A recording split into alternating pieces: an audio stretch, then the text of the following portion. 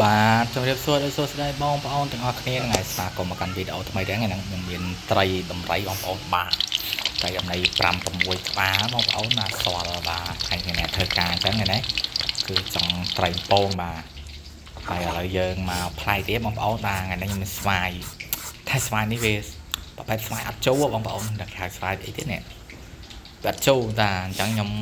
ចង់ធ្វើផ្លែទៀតបាទខ្ញុំមកធ្វើទឹកត្រី7ទុំស្វាយជាមួយស្វាយអញ្ចឹងណាបងប្អូនបាទតោះឡើយយើងមកសាប់ស្វាយទៅណាបងប្អូនឈូសស្វាយបាទឈូសស្វាយទៅណាបងប្អូនបាទជាមួយខ្ញុំធ្វើមិនបាទតែខ្ញុំធានាបងប្អូនបាទរសជាតិទៅបងប្អូនមានស្វាយរៀងជោបងប្អូនសាកធ្វើដូចខ្ញុំក៏ឆ្ងាញ់ដែរបងប្អូនតោះឡើយយើងមកបុកទឹកត្រីសិនមកសាប់ស្វាយហើយនេះប្រទេសខ្ទឹមយើងស្ករសអញ្ចឹងមកបាទបុកឲ្យរៀងមាត់អញ្ចឹងមកគេថាជាតិបងប្អូនបាទបើសិនជាបងប្អូនទៅបងត្រីទៅបងស្ទួយត្រីស្ទួយអីបាទធ្វើដាក់មកប្រអប់ទៅគឺថាធានារសជាតិតែម្ដងបងប្អូនបាទហើយយើងដាក់ប៊ីចេងចូលមកគឺវាឆ្ងាញ់ប្លែកបងប្អូនយើងធ្លាប់តែហូបជក់ស្វាយធម្មតាទឹកត្រី7ទុំធម្មតាឥឡូវយើងមកដាក់វាលីចូលគ្នាមកបាទទឹកត្រីស្វាយ7ទុំបាទបងប្អូនបាទតើយើងខ្ញុំបងប្អូនចង់លេខក្រៅបានតែខ្ញុំចូលចិត្តធ្វើតែបងចូលចិត្តយក7មកបុកចេះខ្ញុំវារៀបទាំងបែកមកបងប្អូនវាឆាប់ចេញជាតិតែបុកខ្លាំងពេកបងប្អូនវាក្របវាកុំឲ្យវាបែកក្របអញ្ចឹងបងប្អូនមានពេលបងប្អូនអាចឆ្កាស់ក្របវាចេញក៏បានដែរបងប្អូន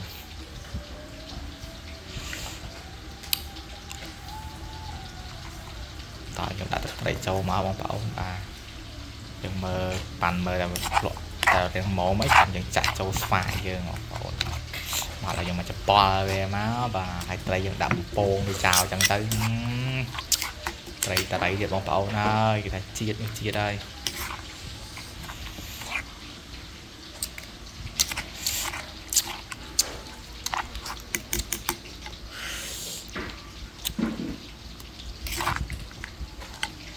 មើលទៅនឹងបែកតំណងមកតែបងប្អូនបាទស្វាយយ៉ាងឥឡូវយើងមកចាក់ទឹកត្រីចូលយ៉ា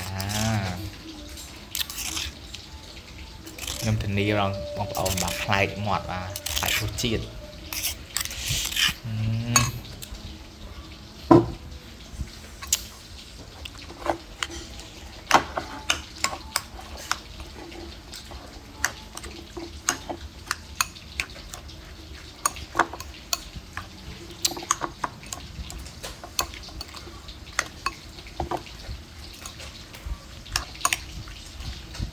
វាច្បល់វាចូលជាតិចឹងមកបងប្អូនណាຕົកមកស្ទុះទៅក៏វាចាញ់ជាតិច្រើនដែរបងប្អូនបាទ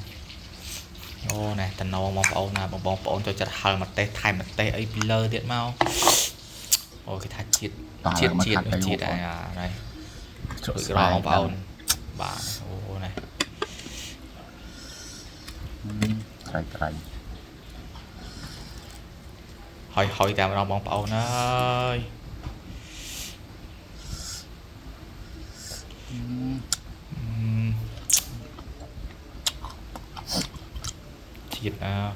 ជាតិតែម្ដងមួយបាយកបងប្អូនអើយ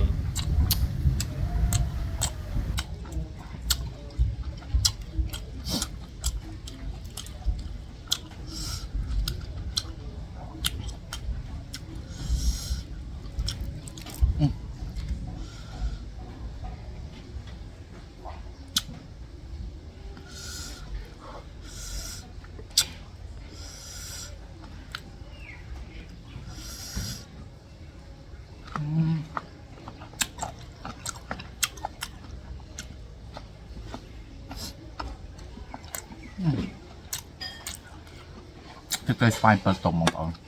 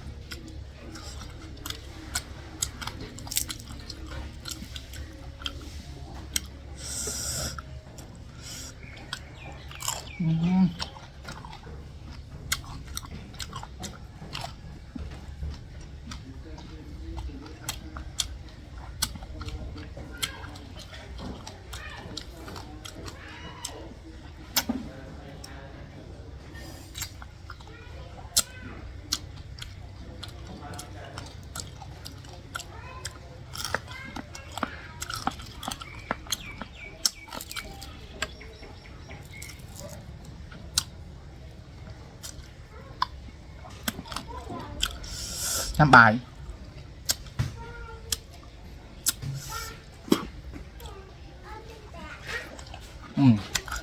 បែ